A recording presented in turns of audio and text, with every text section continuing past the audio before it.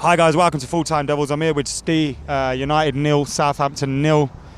We all thought we were going to win today. You were a little bit more cautious in your score prediction, but you see that?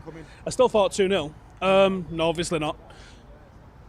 Maybe we should have, maybe we shouldn't have. The key Could have been 2-0 if Pogba doesn't stick his toe in the way and if we get a pen. could have been, wasn't. Could have been 5, wasn't. 0-0 again. Every team goes through a blip, don't they? But this feels longer than a blip now.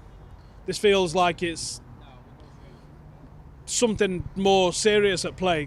Looking at the individual components of the team today, saw that team, both of us was like, sound that, yeah, happy days. Especially at Southampton, not playing a regular goalkeeper, not playing Van Dijk, can't score in a brothel. Like, sweet.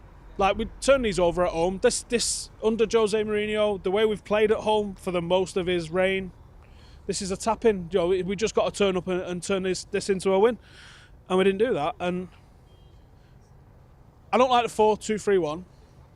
Does man nothing, because it...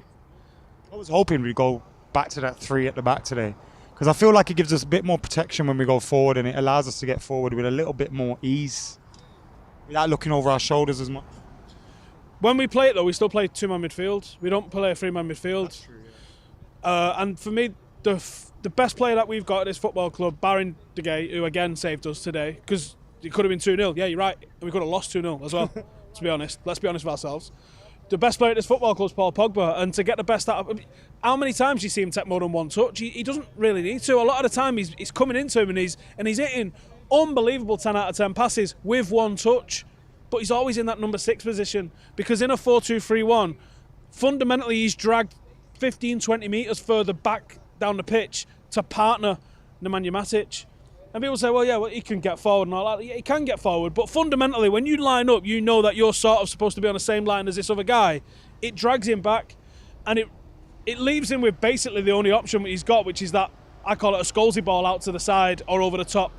And that's the only weapon he's got. But when you see him up close on the edge of that final third, I think that's where he does his damage, where he starts to ramp up the intensity and the tempo of our play, and he starts to initiate the one-touch, quick movement football, which is what I really hoped we was going to see a lot of with that 3 behind Lukaku today. I thought that 3 behind Lukaku was literally set up to create chances. In reality, what it seemed to do is it seemed to sort of cluster. They didn't hold their shape in a Van Gaal sense. Maybe we want to see him do that a bit more, Joe. Maybe stand in positions with their arms behind the back.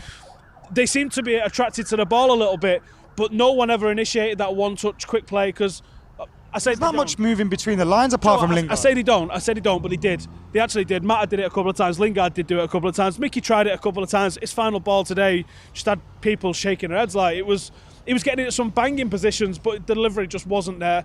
Don't know if that's lack of sharpness or whatever, but it just wasn't there. Luke Shaw fizzed in some brilliant balls to nobody. There were so many times the ball came in at like 12, 15 feet. Like, Lukaku standing on Lukaku, and Lukaku's not getting on the top of that. Like, it was just... It's the only word I can think of is just frustrating, because it seems like all the component parts are there for this to happen.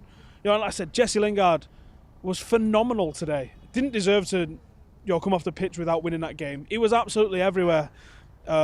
We always say that Jesse Lingard provides movement, he provides energy, he provides work rate, and his end product's not quite there. That might be the symptom of today's game with Jesse Lingard, because there is a limitation. He's on an unbelievable terror form, and he's every bit deserving of his place in the starting 11 today.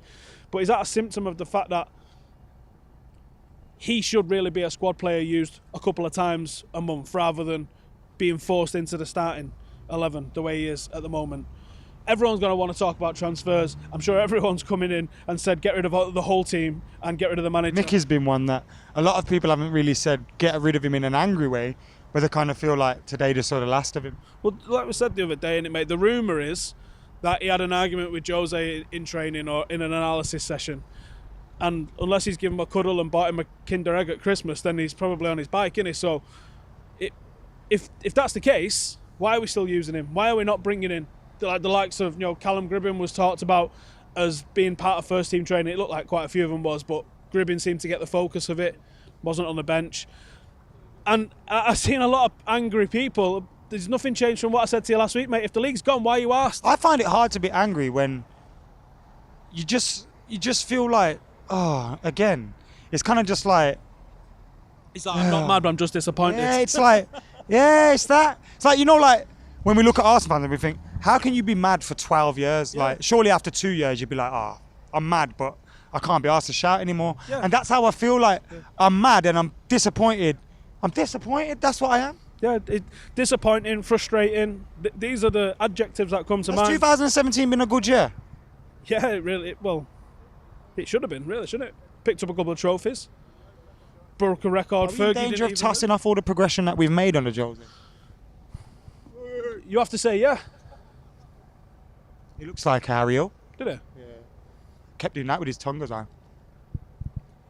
Don't do drugs. Yeah, we are. Let's be honest with ourselves. We are in danger of undoing all the good work we've done so far, because we got into the Champions League. The last year, I thought it was a massive gamble to be throwing the league the way we was. And we got in with a gamble. Jose poker faced it and it paid off. Fair play. This year, if it's got away from us... Now, I was just chatting to Abdul about this actually, and I said, has our motivation gone since the derby? Did we go into the derby thinking, beat these and we've still got a chance of the league? We don't beat them, we get beat quite emphatically, despite the scoreline. And as mentally the players switched off. Now, that's not acceptable. Because the fans have. Right, can I just In terms of the get this out league. because before you start commenting, right? Can I just get this out that I'm not excusing the players for doing it. I'm just asking, is that the case?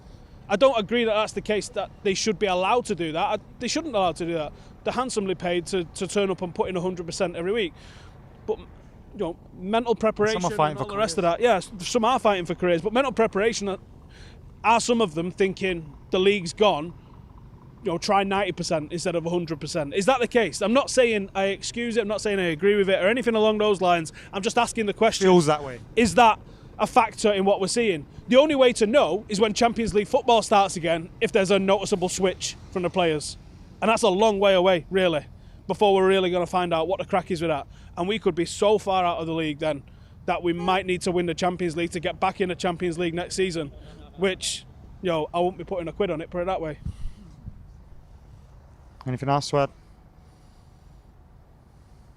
Happy New Year to the peeps. Bollocks. Cheers.